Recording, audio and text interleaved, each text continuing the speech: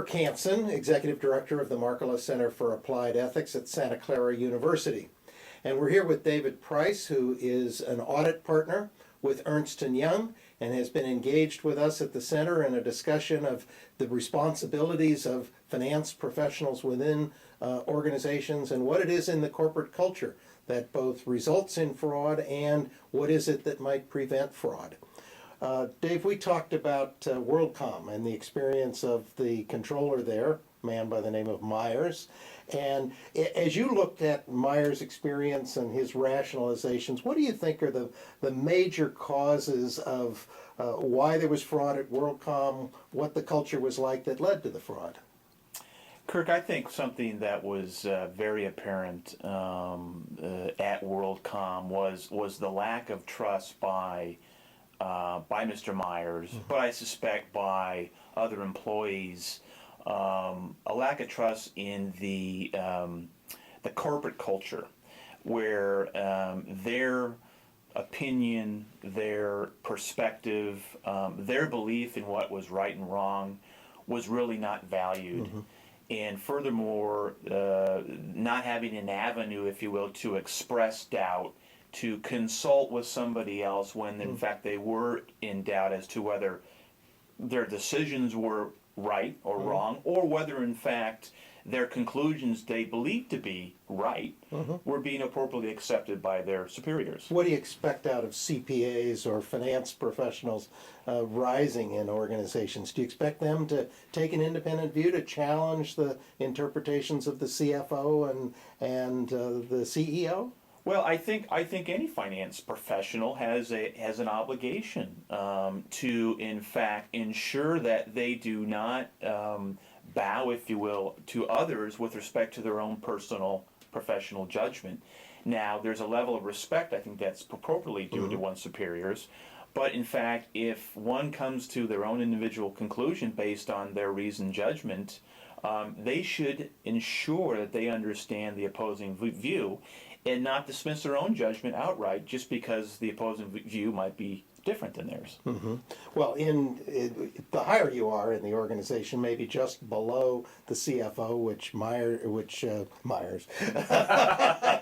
which the gentleman at WorldCom was, he was a senior manager. Right.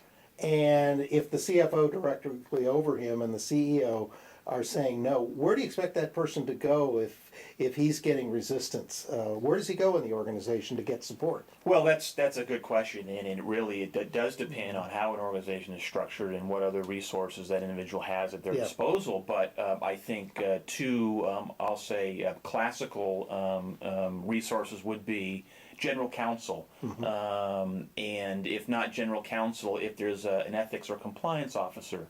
Clearly, those two would be what I would believe to be very appropriate persons to go to if in doubt or if they have concerns.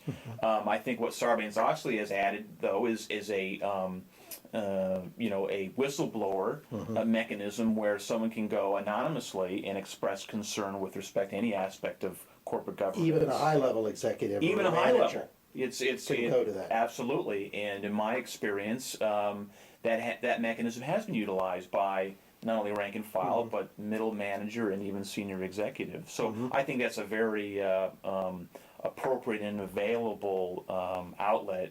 But I also think, and again, back to professional responsibility, an obligation to, if not in the corporation itself, outside of the corporation. A personal attorney, someone in the business community that you hold in high respect and esteem. That person can at least help you sort out and act as a sounding board with respect to the concerns you have, and maybe help you develop a plan, a strategy, if you will, to express or to ensure that you believe an appropriate level of due diligence has been undertaken.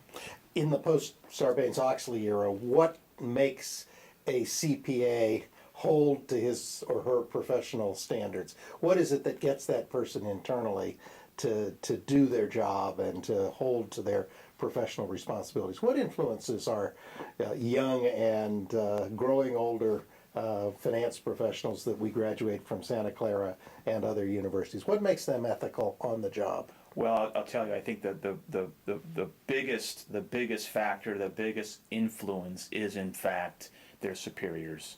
They watch their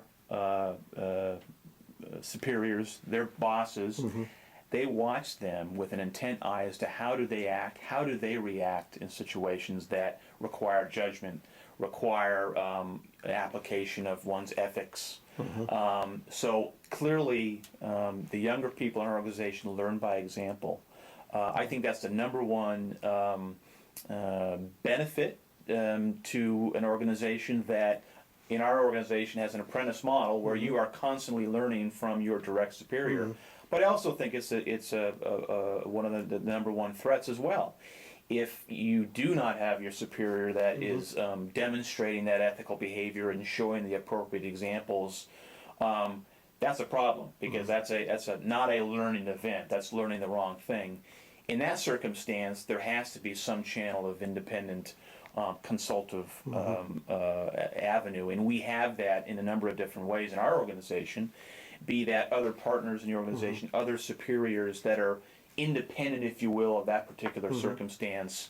We also have an ethics and compliance hotline, similar to a public company. Do insiders, was the last question really, do insiders go to the outside auditor with issues like this? Is that an avenue for raising these issues if you're an in-house CPA or finance professional? Absolutely, and it does happen, be that through email, through conversation, through letter. Yes, that is an avenue, certainly. And one, as independent accountants, we take very seriously and ensure that we respond appropriately.